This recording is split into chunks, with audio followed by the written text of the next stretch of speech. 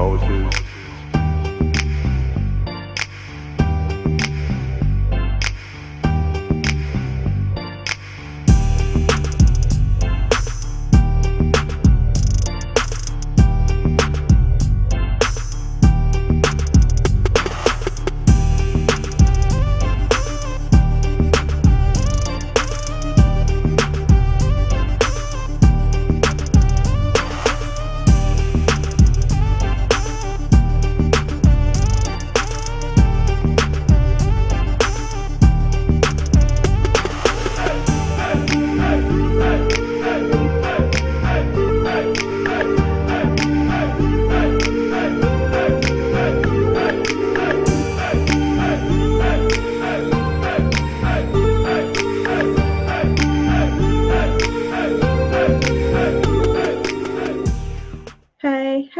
Hey, sister friends. It's Tanya Burke, your host of We on the Table, and we have another great episode for you today in season one. That's right, I said it's season one. Today we have Burton, and is the broker owner of CMB Realty Services. Is doing so many great things out here in the realty game. She is the one that you want to listen to and hear from. She's here to drop some golden nuggets, golden, not chicken. She's here to drop some golden nuggets about what we should be doing in this real estate game right now. Because as you all know, real estate is booming throughout the nation, not just in one state, two state, three state, but all throughout the nation. And so Cama's here to tell us what we need to do to get in on this. So stick around and hear what she has to say. Welcome, welcome, welcome. Welcome, welcome, welcome, sister friends. Welcome to a new episode of We on the Table. And today we have another table master. Her name is Burton. And boy, when I tell you that she is killing the game out here in the realty field. And not just in real estate. Later on, we're going to talk about everything that she's doing. But I'm telling you, is one of those dynamic Black women that is taking many industries by storm. And she's so humble about it as well. And that's one of the reasons why I was like, okay, we have to get this sister friend to be a regular sister friend on the show. And so she'll be coming on regularly talking about the real estate field and making sure you guys don't make those dreadful mistakes that we always hear about when people are buying or selling or anything realty. But today we want to learn a little bit more about Kama. You know, she is, like I said, she's in the real estate industry. She's been a realtor. How many years now, Kama? 15 and a half. 15 and a half years she's been out here in this game. She just recently opened her own brokerage, CMB Realty Services. I mean, when I say hot off the press, I mean hot like fire, right off the press. You just open up your new brokerage in September. We're in September the 1st. Yes. So 19 days ago. Yes. Man, you hear that? 19 days ago. 19 days she opened up her own brokerage. She's the state director of the California Association of Realtors. I mean, I can't tell you, she's serving and she's leading in just about everything. She has her own nonprofit where she's teaching and leading young ladies to do the same thing. Like, she is out there. There's no excuses, folks. There's no excuses out here. This sister friend is doing a doggone thing. And I'm so grateful and appreciative of her, not only just to be on the show, but just to be a great model and resource to other women, and especially other Black women. So I'm the hats off to you, Kama. She's a professor. I mean, the list goes on and on and on and on. And I mean, the woman that wrote a book. I mean, I could tell you there's so many things that she's done, but we're gonna get right on into this episode so we can learn more about Kama and how she got here. Like, how did you get here, Kama? How did you get into the business? What made you say, hey, real estate is where I want to go? And then, but it branched off into other things. But how did you get here? Well, Honestly, I sometimes question myself as well because real estate was definitely not my path, nor was anything that I'm doing right now. One of my dreams as a young girl was to be a stay-at-home mom. That's what I wanted to do. I just wanted to be a good wife, be a good mother, go to school functions and things like that. And I wanted to be young at a very married at a very young age. So one of the things that I wanted to do, well, the age I wanted to get married at was like 18, 19 years old. And I must say that dream was definitely fulfilled, but I didn't know that that dream was going to later become a nightmare. So I ended up in a relationship, very controlling, abusive. And during that time, while I was working certain jobs, I would get called to come home just in the middle of the day. And it was just getting so crazy that I realized I need to be doing something that I can have my own schedule and just kind of come and go when I please. So I looked in the newspaper, I seen a work from home ad. And as soon as I seen that, I was like, oh my gosh, I think this is for me. It was bold. It was calling my name. And so I went in, had an interview, and it was for a real estate agent. And so I went in there. They said, I told them, I don't have any experience. I don't have any school backing for school. Like I haven't went to school for real estate. And the lady said, oh, don't worry about it. We have a real estate school. If you can just go through the real estate school and take the test, you'll be licensed. So that's how I actually got started in real estate. It's because I wanted to work from home and have my freedom to kind of come and go when I want to and still be able to get an income. So having that freedom to be able to, one, still be able to make money, Hmm. advance in a career, and also take care of your children. Yes. And that's just like, that seems like a winning opportunity, especially, for, I always, hear a lot of, Black women who say, hey, I'm trying to figure out what I'm going to get into. And especially since we've, hit the COVID-19 pandemic, many people, a lot of the jobs that folks had kind of relied on, they no longer have anymore. A lot of companies have Hmm. closed up, but it seems like the real estate industry is still going strong. It is. It's going really strong. As a matter of fact, they're saying that this industry is what's going to help us bring us out of the recession.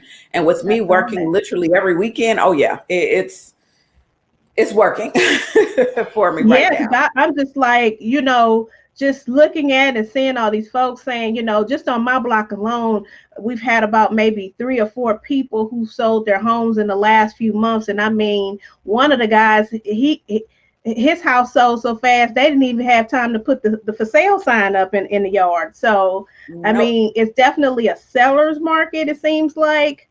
And Absolutely.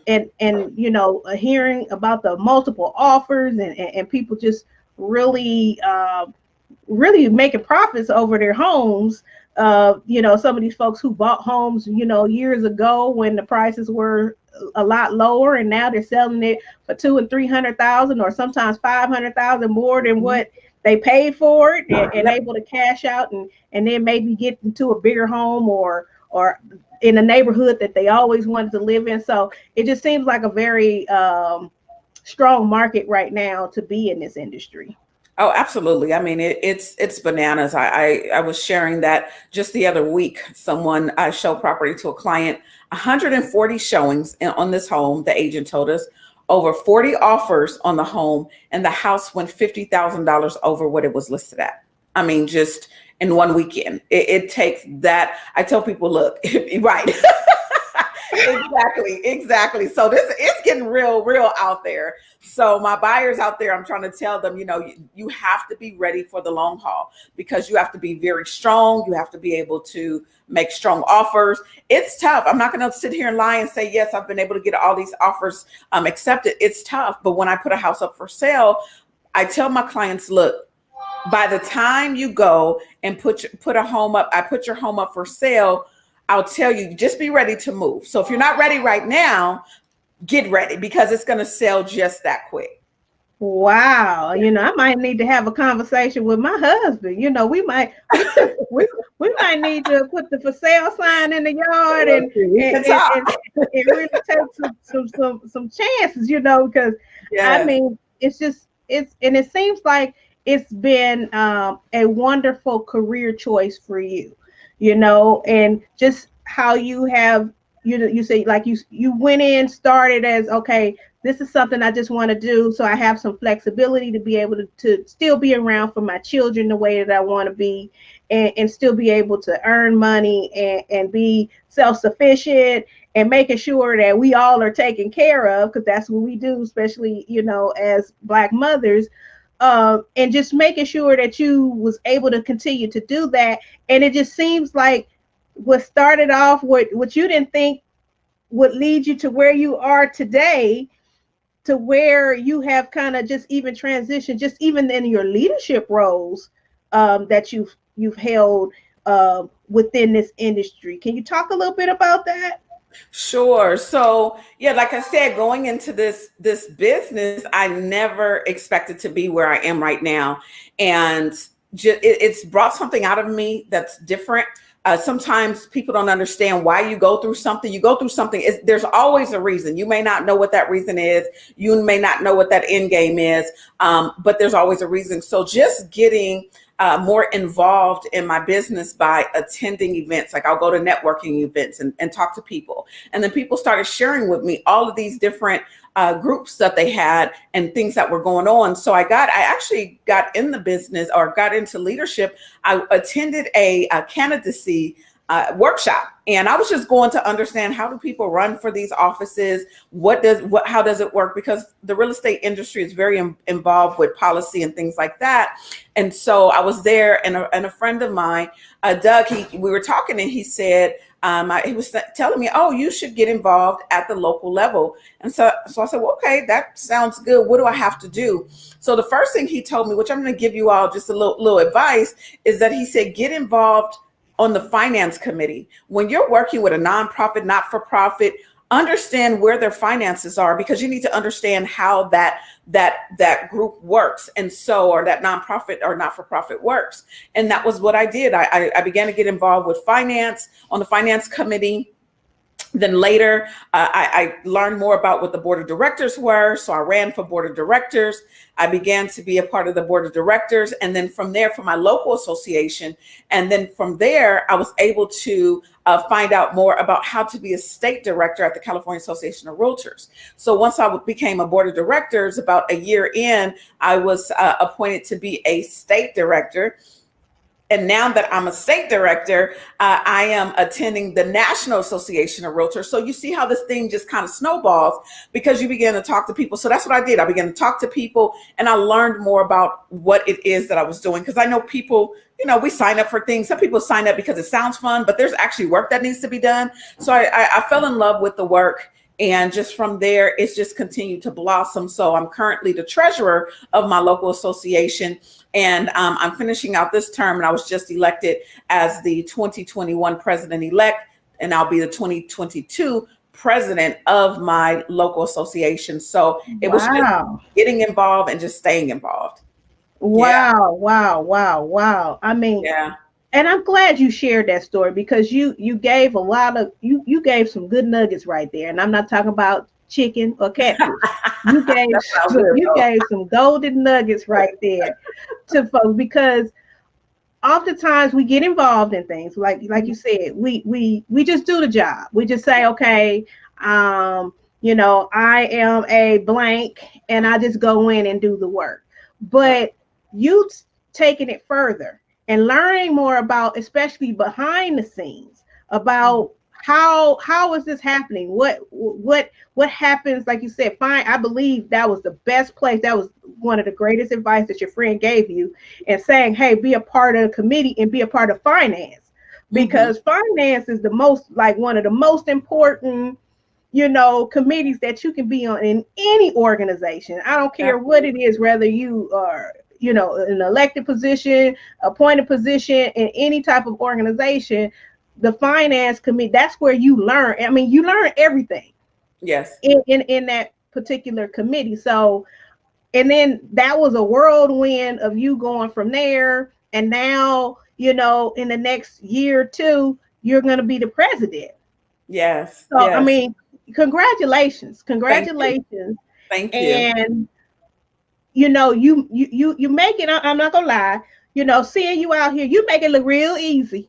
You make it look good. I'm like, look at her. She out here, and I got cell phone. Look, I be Facebook stalking. I'm not gonna lie about it. I be All sitting right. there and I be like, oh, look at her over there. Look, you see, she over there. Look, she got book signing going on. Then she over here doing this. That she over there. Now she's Yeah, speaking over here. She it's doing all all these right. things.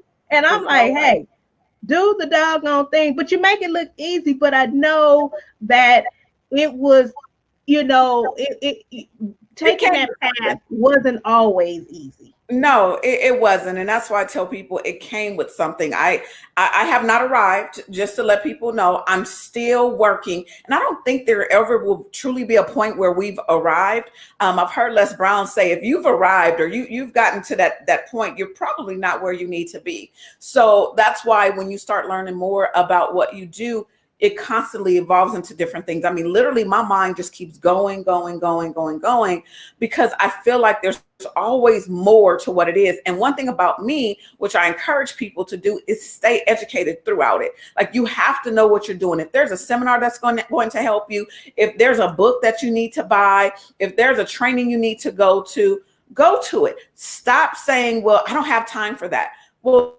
don't take the position if you don't have time, because if people are electing you, appointing you for something, they see something in you, you need to make sure you take it to another level and make sure you understand what you're doing so that you can help best serve someone and you can help bring somebody up. Because I don't do this by myself. This is not just me able to do things so I can help other people. And that, to me, that's what it's about: paying it forward, showing other people. I know it may look easy in some areas, but it comes with a fight. Don't get me wrong. This stuff comes with a fight, especially being a Black woman. I'll just put it out there.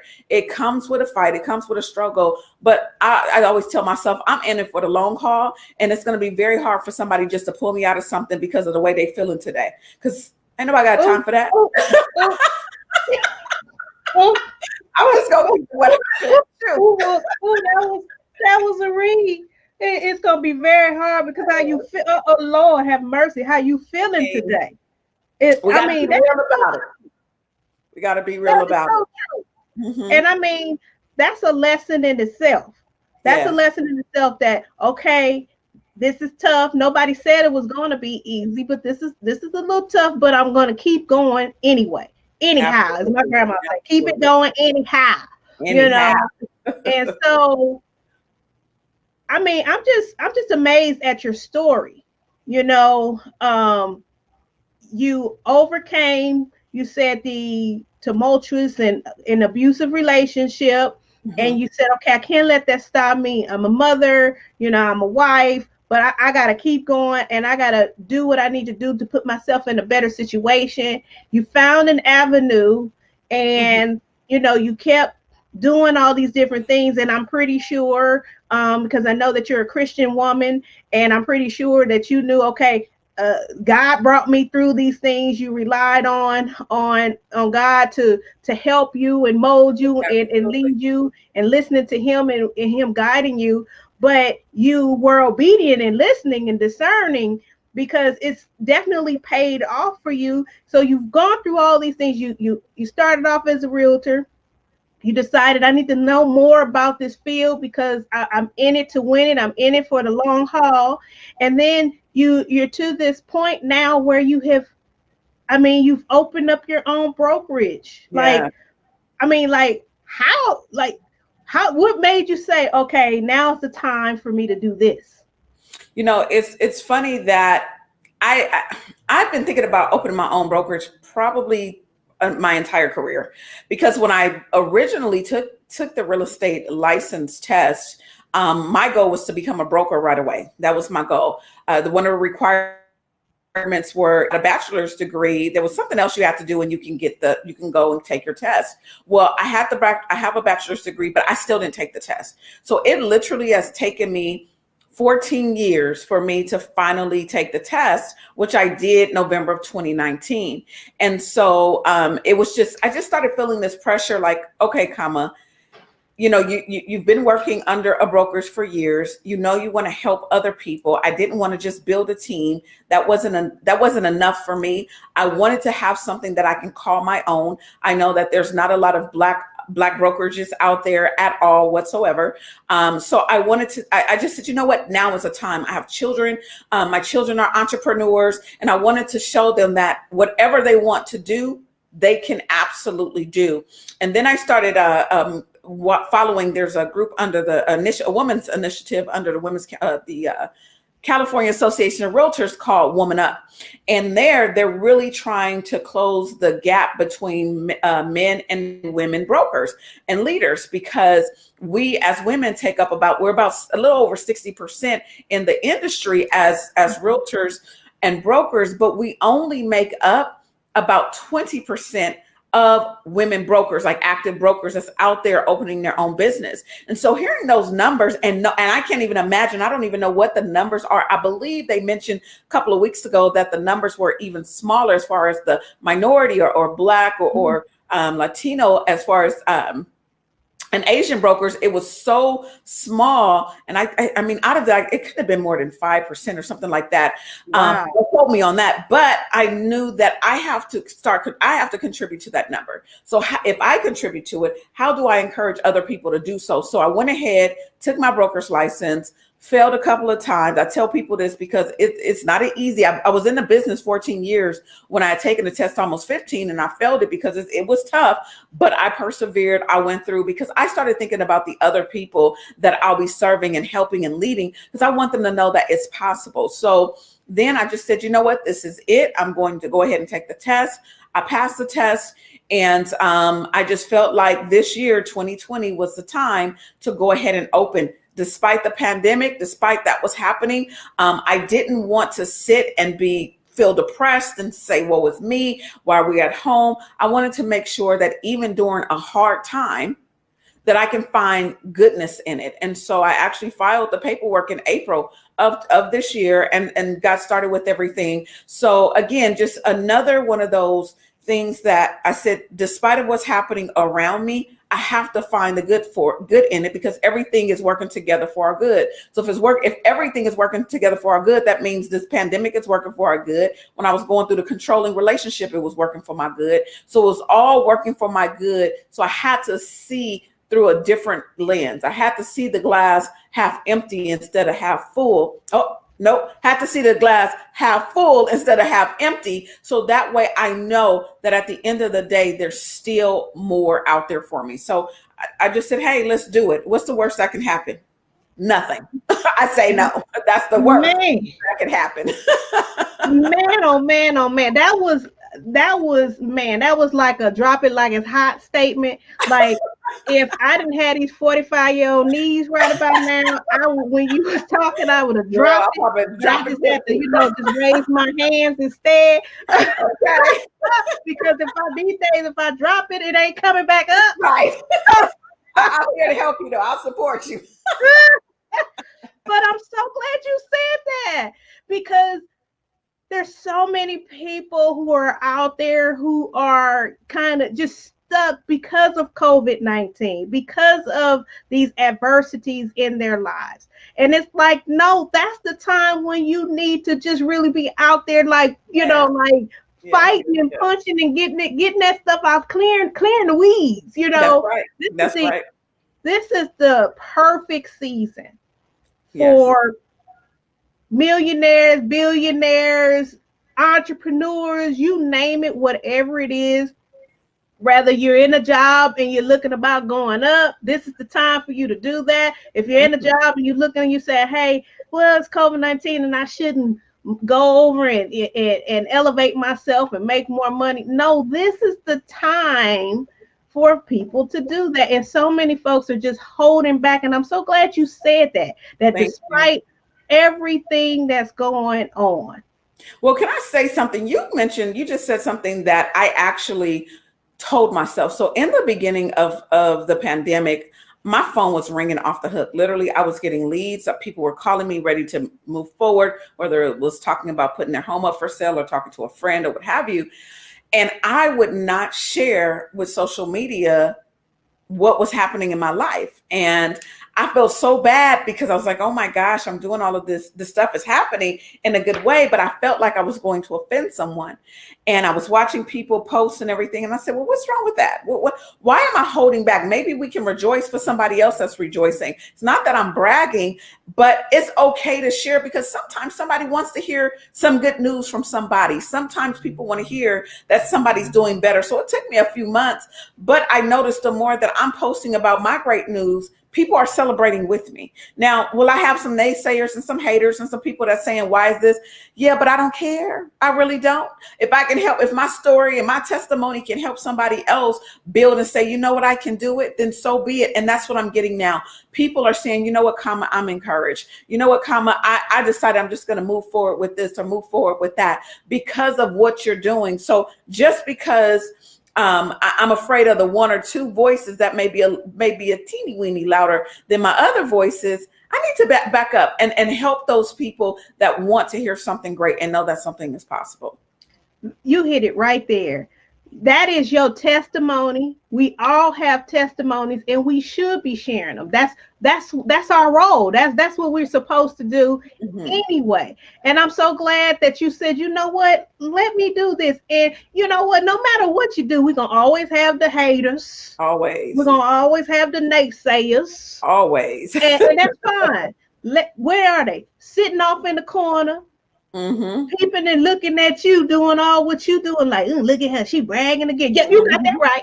Right. You got that right. Yes, I'm putting it on out there because if I can do it, you can do it too. And it's your intent. It's all about your intent. And if your intent is to be of help for somebody else, please shoot it from the rooftop. Girl, get a smoke signal. Airplane skywriting across the sky. Do whatever you got to do to make sure that message get out, because especially during this time, people need to see something other than people dying, something other than people losing out on something. People need to see there is still hope. There is still an opportunity, not just for her, but also for me. So I'm glad you're out here testifying and putting it out there because people need to see this. People need to know, hey, if she's out there and I've heard her testimony and where she's going, I know that I can do it too.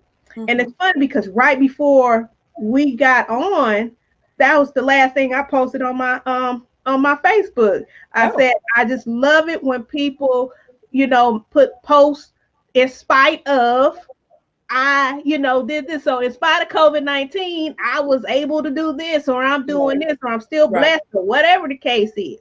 Even the small wins, people need to be celebrating. So absolutely. I'm so glad you said that. And I'm glad that you took the leap and the step to start your own brokerage. And then there's never a timeline. Like you said, okay, it took 14 years for you to go take the test, 15 years for you to actually get your brokerage going, but you always had it in your mind that you was going to do it, but it's on your timeline, not anyone else's. Nobody else. And I'm else. glad that you stuck with it and you did it. And so, because I recently saw you got the keys to your office, right? I got the keys to my office. Yes. I started working in my office September 1st. That was a blessing in itself. And this is why I tell people, like, don't be afraid of the no's. Don't be afraid of the what you can't do, or I'm not going to do something for you. When I put that application in, I drove by, it was in July. I had one day I said, I put it on my things to do list. I'm going to find an office. So I started driving in Moreno Valley, looking around. There was a particular area I wanted, one, because I know the price was going to be in the price range I wanted, and two, it was convenient. I think it's very convenient right off the freeway. So as I drove, I called, talked to the guy, met with him. I was literally on my way out of town to go visit a friend, and he said, well, if you can come in, I'll show you the spot. I'll give you the application. And he said, normally we rent to people that has a background as far as renting, some type of rental background, because we want to be able to confirm your history. And so I said, okay, no problem, but I'll take this information. I said, just to be clear, I've been in this business for 15 years. I do have other sources of income. This is just my first chance. So what I did was I decided to type up a letter, and I said, look, I know what you're looking for, but let me explain to you a little bit about who I am and why I want this place. And I said, if you don't give me the opportunity to prove myself, and everybody else has the same mindset, when do I get the experience? I'm just asking for a chance. I'm just asking for an opportunity to be able to be a tenant where you are. And then I listed everything that I do and where I get paid from and things like that. Because I said, if this doesn't work, trust me, this works for me. Somehow, some way, this will be paid. And I said, all I want is an opportunity to have a place to call home for my brokerage. And he was like, I read your letter. I loved it. When can you come in and meet? And when we met, I did not think I was getting the keys. I thought we were just filling out the paperwork. He was sitting there saying, oh, here's the key. Here. I said, oh, okay. And on top of that, he also let me come in, and if I wanted to move things in and do what I need to do a month earlier. And so it was just a blessing, but I didn't stop at no. I didn't stop at, well, I don't have the experience. I felt that God had placed me there, and that was my spot, and I fought for it, and it was mine. So just another thing where somebody has told you, yeah, I don't know, but I built a rapport immediately, and I was able to get the place. And yes, I am in I'm in my office. Not right Man, now, but I'm praise in my office. God, man. If that ain't one of them, Right. shouting and dancing testimonies right there. And I ain't talking about, they was doing all that, but Right. I'm talking about one of them, them old fashioned Right. grandma testimonies Right. right there. I mean, that's just so great. The perseverance of you saying, I am not going to take no for an answer. I am not going to stop right here. I'm not going to count myself out, and I'm not going to allow him to count me out in order Yeah. for me to get this space. I mean, that's just terrific.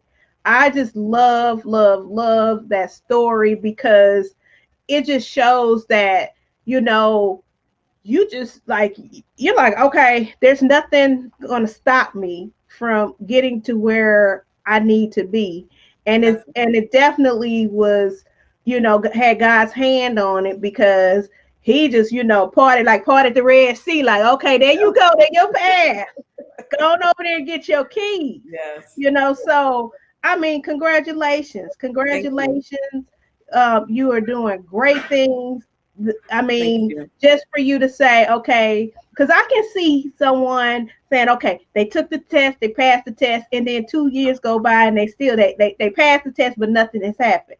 They hadn't All opened the up anything, they haven't time. moved anything, they ain't even got no business cards to fool themselves to think they're gonna No, do something. no, no. But you were like, okay, I took this test, I passed the test, let me hit it.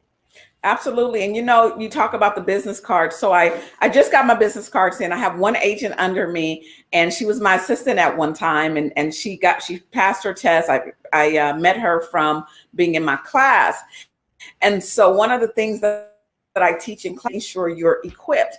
A lot of us fail at things because we're not equipped. We want to open a business, but we don't have enough inventory. We want to open, we want to say we're the best baker out there, but we don't have the tools of what we need to put ourselves out there even more so. So one of the things that I'm doing is ensuring that when someone signs on with me, they're getting business cards, because I know that's the first thing. It's like, well, how do people know who I am? I mean, we can post on social media, we can send out emails and texts and things like that, but it's nothing like having some type of tool to make sure that you know what this is. And a lot of brokerages do that, so I'm no different from that.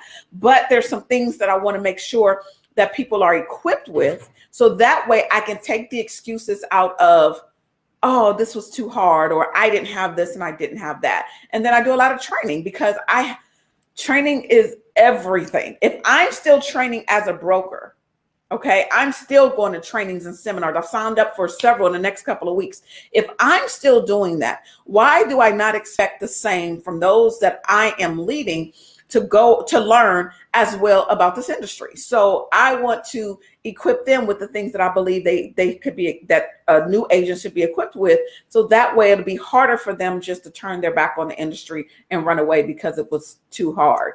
So I'm trying to do those things for those that come and work with me. And that's terrific because you don't always see that tender loving care Mm-mm. that people give out to people who work for them. Right. You know, I've seen brokerages where, it's like, okay, we may give you some cards and we may not. And especially some of those larger firms, it's like, welcome aboard. Let me tell you about my split, and they specifically talk about them. The Right. whole situation is leaned towards how you're going to come in and work for them and make it, a Right. better situation for them and not necessarily you. And you have to fend for yourself for whatever training that you can get or mentorship that you need to get in order for you to be successful in this business.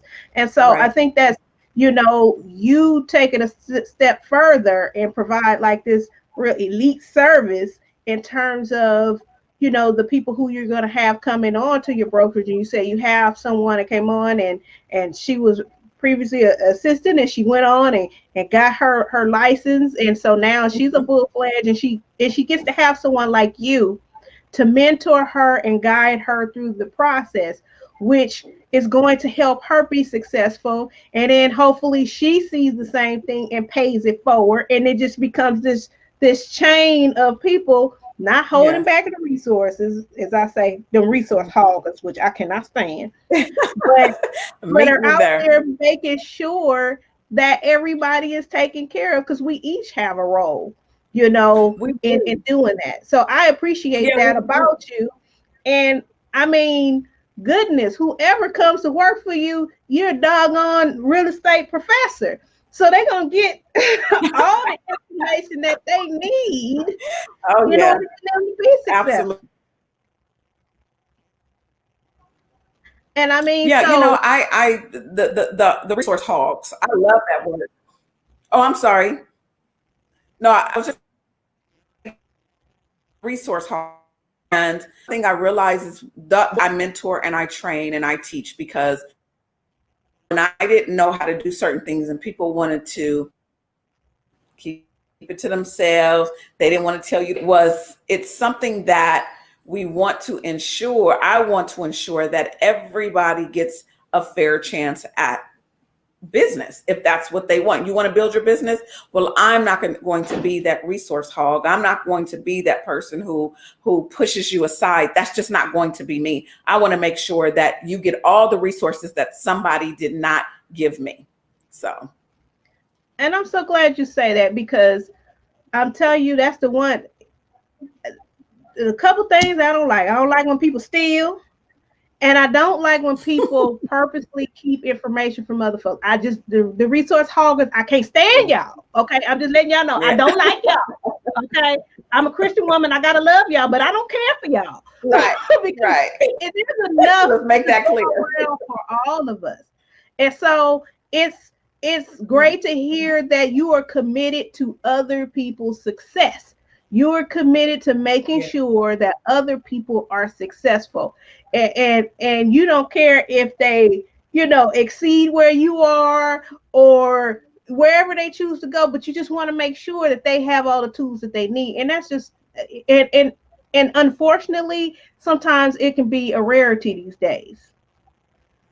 It can be. It can be. I mean, we are living in the world of self and selfish and keep for if this person knows I have this, what if they try to come after it? Or if this person knows I do this, somebody's going to try to do it better. One thing I can assure you, somebody can always do it better than you, just like you can always do it better than somebody else. It's just what it is. You just perfect your God-given purpose and you do what God do. I'm not the only realtor. Like literally, in California, there's over 450,000 real estate agents and over 210,000 realtors difference to be or you're signing to a code of ethics to be a real estate agent. You're just saying, hey, I'm just a salesperson and I'm not holding to a code of ethics. That shows you the totality of it. Over 450,000 people in California possess a real estate license. Now, out of that, then you have little old me. I am a unique individual, and so are you. You take what you have, and I don't care what it is, what type of entrepreneurship, it is, you take that and you grow, because there will never be another comma, ever, ever, ever. There'll never be another Tanya. It just won't happen. But you do you to the best of your ability, and just know there's always going to be somebody doing it, but don't be afraid of that. Yes, I'm so glad you said that because be yourself in this too. Be yourself. Don't be afraid. It's great to have a mentor. It's great to, oh, this guru, I'm going to learn from this person or whatever, or this person has this method, I'm going to learn about that method. But bring it to the table, but be you when you bring it. You know, stop Make it being your these own. carbon copies. I think so often, and then sometimes as Black women, we're searching because we want it to be done right. Hmm. We want it to be perfect.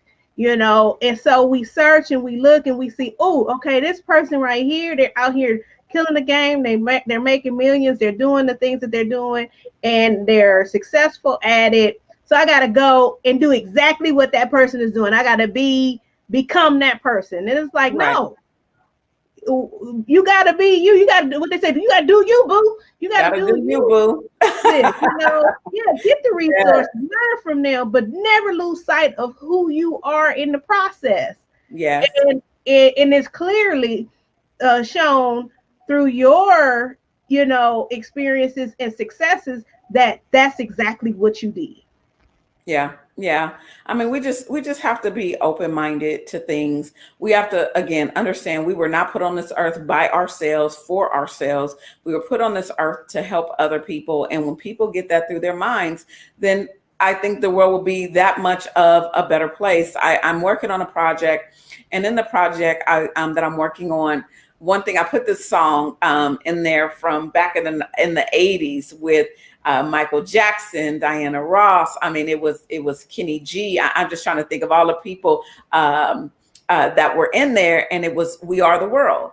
And when you listen to the lyrics, it says, "We're the ones to make a better place. So let's start giving." There's a choice we're making. We're saving our own lives.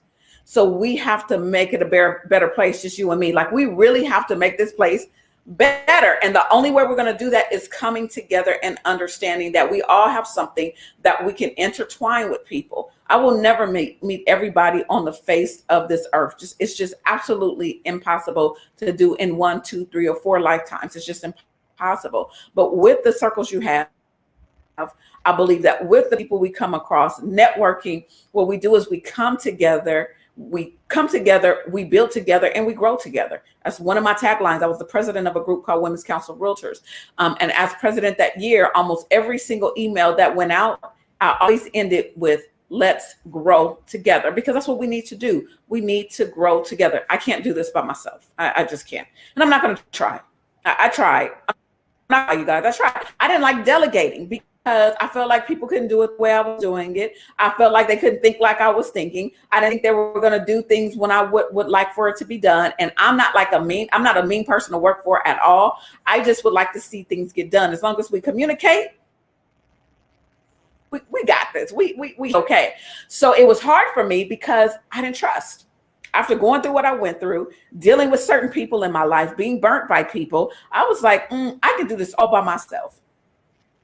Can't do it by myself. So I had to learn how to be more trusting.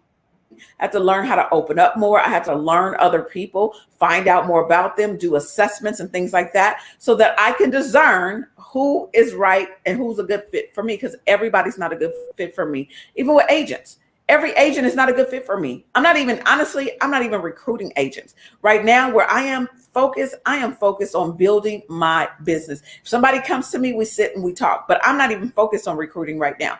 I want to build what I have, so that way, whenever that time comes, when I heavily want to do so, I'm and I'm ready. But I know I help, and I'm not doing this all by myself.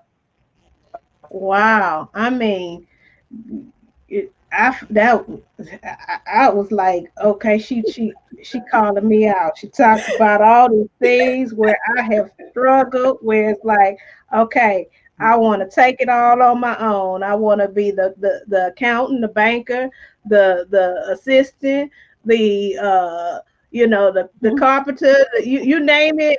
I'm trying to take on every Right. role because it's like Right. not wanting to delegate, feeling like, oh, if I don't do it, it ain't gonna be done right, and I'm the perfect person for doing it Mm-hmm. all.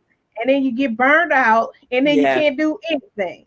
So I'm so glad that you Can't you do went there. anything. You went there, and that was a call out for a minute. I Yeah. was like, why are you telling my business like that?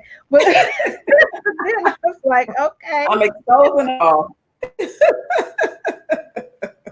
I mean, but no, but you really hit on some really great points that is hindering a lot, especially as Black women, because we take on this superwoman persona, Oh yeah, and we is do. is Oh, we as do. accurate as it can be. That yes, we are super women and a lot of different things that we to take to task, but it's also killing us. It's also It is. hindering us in terms of is our health, mental health, physical health.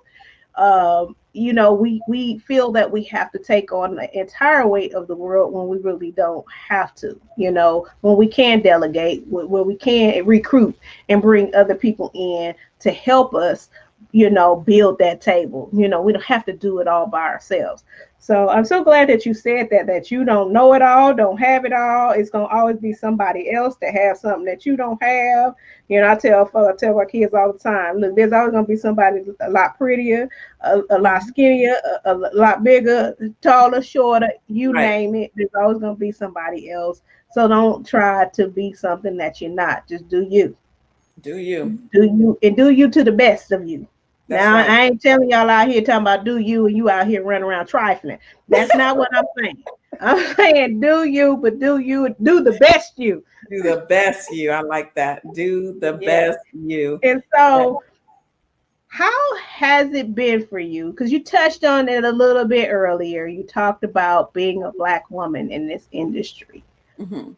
Truly, how has it been for you as a Black woman being able to navigate all that you have navigated and all the places you've been on, the boards you've been on, served in and policy making and program development. Like, how has that been as a Black woman? Well, I mean, I have to say, for the most part, it hasn't been as bad. What I do find, I remember I was at a networking event, and this lady, when I say she stared me down, almost like, why is she here? I was the only Black woman there, and she followed. Every time I looked up, this lady's eyes were on me, and I'm like, what? And I wasn't looking at her. It's just, you look, you're seeing things. She would just stare, stare, stare, stare, stare till she seen me talking to the CEO. She seen me talking to the CEO. Then all of a sudden she got a little more like her question on the face almost was like, oh, she knows somebody in here, trying to figure out like, why is she here? She doesn't belong here. I get that. I do. I get people that don't trust me because I believe it's because of the color of my skin. I was over a particular group, and I dealt with, to me, was blatant racism. They will deny it to this day that it had nothing to do with racism, but I know what it feels like. I know what it looks like. Where I was asked to sit down, not to run anymore, or maybe try to go back. I'd already got appointed to this, or elected to this position. I was told I wasn't going to be able to do the position. It was too much. Yes, girl, too much for me. You won't be able to handle it. You have a lot going on in your life. You don't know anything about this group you're overseeing. So that push out I dealt with, or that tried to push it out, that built me to be much stronger. And when I would tell my non-Black friends that this is what I felt, they were like, "Oh no, that has nothing to do with it." Well, why else? When the person before me had the same, came in on the same scenario, not just being a part of the group for a little while. Somebody asked her to be a part of it, had never been on that particular board, but she was so much more accepted, and I wasn't. I mean, anything and everything imaginable happened when I called in to say, "Can I call in to be in a meeting?" Because I was out speaking at an event. I was out of town and at a conference, and they were like, "No, that's not necessary." But when one of our past presidents called that was non-Black, she wanted to call in. It was open for her. So this blatant this blatant to me discrimination that I was dealing with and pushback that I was dealing with, they were telling me no, it wasn't okay. So it made me feel a certain way. I was very emotional, very vocal, and it's okay to be vocal because by the time I was over this particular group and I began to be more vocal, I probably would came off a little bit stronger than what I probably wanted to, but it was all of that buildup of like, look, I'm about to prove to you, which I should never have to prove myself to anybody. I will prove to you that I'm going to do not only my job, but a great job, and watch me do it. Many of them would not return back. They did not come back. They did not pay their dues. They were waiting for for me to fail, for my failure. And I just didn't allow it. You know, I said, I'm going to succeed. Did I have some bumps in the road? Absolutely. There's some things I could have changed about myself, but I tell you this, I stood on their backs saying, look, watch me work. Watch me work. So that I dealt with, which was very ugly. I'm not going to lie. I still have some little residue from that, where I'm not as connected to that group anymore, because I feel like, it took that small group of people to treat me as if something was wrong because of the color of my skin. Because, people now are saying that Black women are one of the most feared species. No, an educated Black woman is one of the most feared species amongst the earth now, because we know when we know what we know and we put our foot down on things, then people are scared to say anything, or people are scared to challenge us. I mean, I had this particular person who would go and tell on me, and the group, instead of them coming to talk to me, what did they do? Attack me. Well, why would you do that? Why would you? Whoa. You don't come at me, you come and talk to me. So I would have to always change the conversation and say, look, do you even know what happened? You haven't given me a chance to even talk about what happened. But there's this book called White Fragility. And in that book, they have this chapter called White Girls Tears, or White Women Tears, or White Women Cry. I think it's White Women Cry.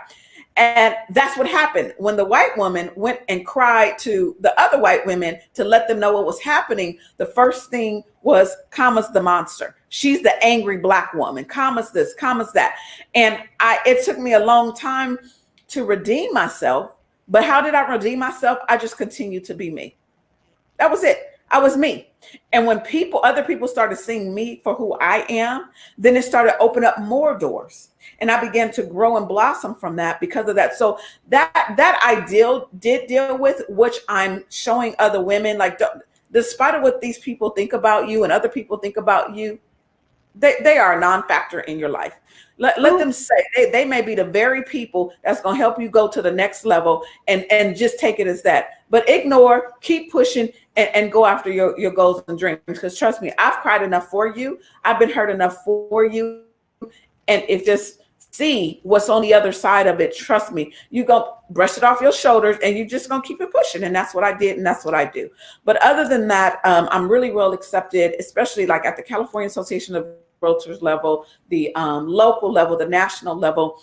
It's a beautiful thing, because with everything that's been happening in our world, with even with some unfair housing things that's been going on, with what's happening with the George Floyd's death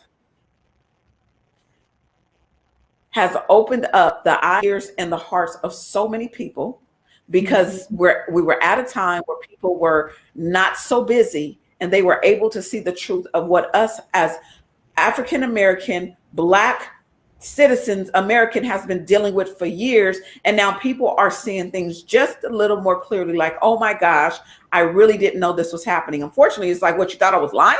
But I mean, you see it all the time. But anyway, but that, unfortunately, death is fortunately, but unfortunately, losing him, that's what his death has caused. And it has brought in so many talks in our industry right now. They are so open to diversity, so open to making sure they hear the voices, especially amongst the Black community. Now people are trying, I'm trying to get involved to find out how we can build more policy, how we can get more funding for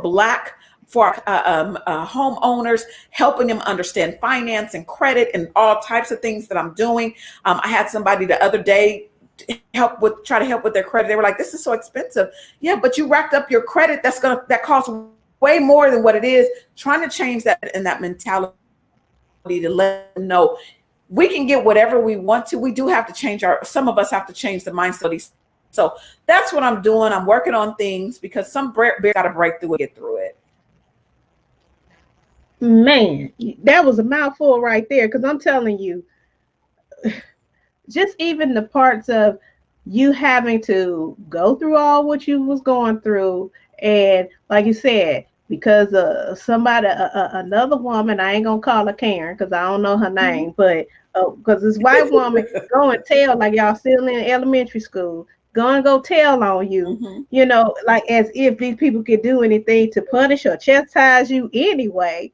But Right. holding yourself to the level of you still held your professionalism, you still, you didn't go in there and cuss everybody out, and the stereotype that they give us as black women, they're always saying, okay, you got your angry black women.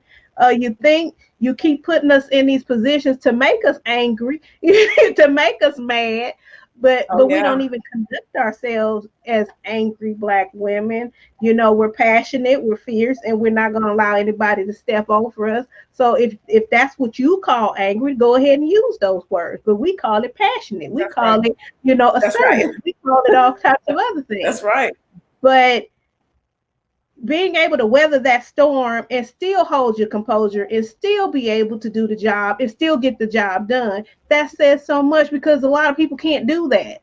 A lot of folks fold under the pressure, and I always tell folks, look, let these people, they want to act a fool, they want to, do what they do, but sometimes we can't ignore it. We, like you said, you was calling it out, other people were in denial about it, but it's good that you called it out. So you call it, my grandma say, call a spade, and so Call a spade a you spade. called it Hmm. out, whether they want to dress it or not. And a lot of that is their own personal stuff that they dealing with. They want to come to reality. But you brought up a good point in saying how this time right now, with the passing of George Floyd, made a lot of people come to that realization and see, because you didn't have the busy and the chatter and everything else going on, where you had to see what we have been yelling about for ages.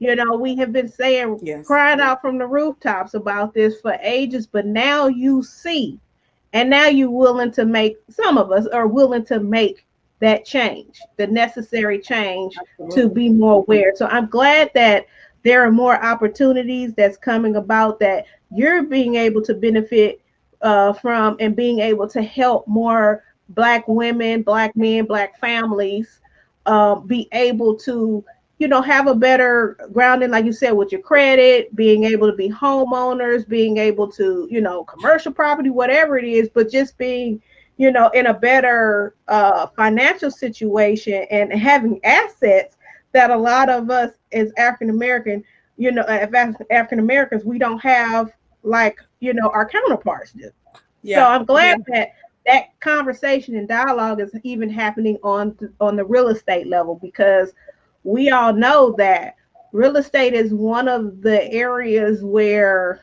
I mean, having a, just having real estate, just having a piece of property is just, that's a great asset to have. Yeah. That's a great, you know asset to have in your portfolio, Hmm. than not have it. So being able to open those doors for people, because that conversation is opened up, I think that's just terrific. Thank you. Thank you. Yeah, one thing, another book that I recommend for people to read is called The Color of Law. Oh yeah, And that's a wonderful book. oh, Oh, excellent. I love it. I love it. I love it. I love it. And one thing that the author Richard Rothstein talked about was how with segregation, the way things worked, why we when we could not purchase a home, that was taking away the opportunity of generational wealth. And a lot of times now what we're dealing with is people not wanting to own a home because grandmama didn't own a home, or granddaddy didn't own a home, or mama didn't own a home, or daddy didn't own a home. So we feel like that's just not going to work for us. Where I see like a lot of our brown brothers and sisters who are like, you know what, my mom or dad didn't have a chance, but watch me go out and go get a home. Watch me I want to be the first person in my family to have an education, the first person in my family to own a home and build generational wealth. And we don't hear that as much in our community because of so much that we've had to endure from generations and generations. I mean, we just I don't even want to use the word celebrated, but last year there was a lot about, 1619, over 400 years ago, when slavery was brought here, and how we were never brought here to have a piece of American soil. But now that we have this opportunity, it's time for us to change our thinking and discover that, look, we can do just what anybody else is doing. The laws were out there. The 14th Amendment, the 13th Amendment, it is out there very clear to say that we should have the same opportunities as purchasing a home as white citizens, and fair housing that talks about no matter your background, gay, straight, disabled, it doesn't matter, income, ability, whatever it is, you should have the same opportunity at home ownership and to build generational wealth, because that's where it started. See, I know some of the secrets. I'm learning. I'm talking to my non-Black friends. I'm understanding what they're doing. So when do we start building that? It starts with us. It starts with not being afraid, which I get. And I hate to call my family out, but many of my family didn't use me as a realtor. I don't know why. I don't know who they used, but they didn't call me, because we look at us. Oh, I want her in my business. Well, guess what? Somebody else going to be in your business, and that person can go and sell your business. You don't know, but we got to work together. We just have to. So we have to change the thinking and understand, if we just get educated, as to why I'm so big on education, even for my clients, is that we have to understand that it's possible. And so what, you may not get it today, but what if somebody can show you how to get it in a couple of years from now? What if I can show you the opportunities? You may be like, oh my gosh, that's forever for now. But guess what? You'll wait for that PlayStation. You'll wait for the new Jordans to come out. You'll wait for all this other stuff. But what about you having a piece of this American pie, or the American dream, or whatever they want to call it? What if you could have a piece to start building generational wealth for your offsprings, and be able to take that home, take money out of it, and go buy other homes, or go and invest in homes, and using other people's money, OPM, other people's money to buy? Like, this thing just goes on and on and on. But my people perish because of lack of knowledge. We have to change that narrative. We just have to change it. And it can be changed if you want it to be changed.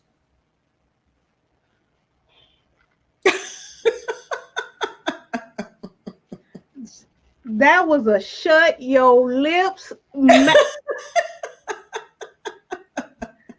I mean, I got chills over here from what you said, because it's so true. It's so true. Mm-hmm. And I am so glad that I'm so glad that you are doing this. I'm so glad that you answered your call, because you are truly in your calling. Thank you. And when I see you, and I'm being real, like when I see you and I see the work that you're doing, and I see you from a distance, and I'm like, there she go. I see her. Let me hit that like on here, boop. When I see you doing the work that you're doing, I was like, she is in her calling. She is truly in her calling.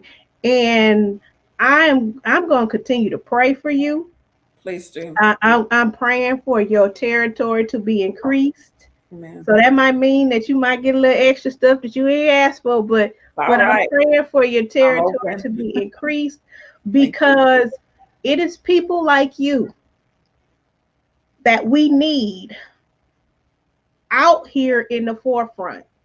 It is people like you who, not the glitz and the glam and oh, look at me. Like I said in the beginning, you're very humble about how you go about and do your work. But it's people like you who is just doing wonderful things. And I'm so glad to have you a part of this effort here of making sure that people, and especially Black women, have their seat at the table and not be left out.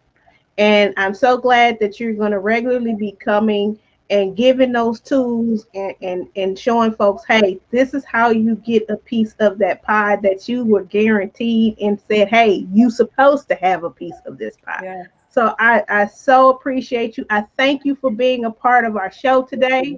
I mean, I was like, I hate to end there. We got the end, but my goodness, she just dropped. She dropped it like it was hot. And I'm telling you, I can't get down there because of my knees. But I was like, she dropped that. She dropped that thing. And if someone out there is not, I mean, if they're not getting that, I don't know what else that could be said, because you said it so empathically and you said it perfectly. Thank And you. I appreciate you for that. And I thank you for being on the show. Thank I you. mean, please tell us if you got any things coming up that you're working on. Also, let the sister friends know how can they reach you if they need to get in contact with you. I told y'all this was a bad sister. I told y'all that from the beginning, and I wasn't lying. And she delivered, and she's gonna keep coming on delivering. So tell anything that you're working on, anything that where can they reach you? How can they get in touch with you? All right. Yes. So I am right now, I'm actually working on something for those that are interested in getting into a home. It's going to be a boot camp. It's going to be a real estate boot camp. It'll be 4 days that you will learn how to purchase a home, everything you need from credit to financing, working with a lender, places to buy as far as price ranges go, and talk about some of the myths of purchasing a home. So I'm putting that curriculum together, and I will be launching that pretty soon here. I also do some things in the community with young girls. I have a girls conference coming up. So if that's something you're interested in, just inbox me and or email me. I'll give you my email, and I'll let you know what I'm doing for the young girls and their parents. And the way you can reach me, you can either call me. My number is 951-575-9750, or you can email me at comma, and that's spelled KAMA, at cmbrealtyservices.com. All right. I told y'all she was gonna be fired. I told you she was hot like I'm telling you. I just got a blister. I'm telling y'all. Um, and but don't worry, you're gonna see more of Kama, because she's gonna be coming on regularly talking about these different things in terms of getting you the things she was talking about, how what you need to get in order. She's gonna be coming and making sure that those things happen, that you get that information so you are not missing out and you have a seat at the table. So again, I thank you all for coming and joining us today. We had our wonderful guest Kama, and she's going to be I'm telling you, she's shaking this world up. She's shaking this world up, and I expect to see. And you may not be ready for this, but I want you to get ready, Kama. I want you to put your seatbelt on and get ready for that ride. But there's some things that's going to happen in your life that the doors is going to be blown wide open. If you think you've reached somewhere now, just wait and see. It's coming.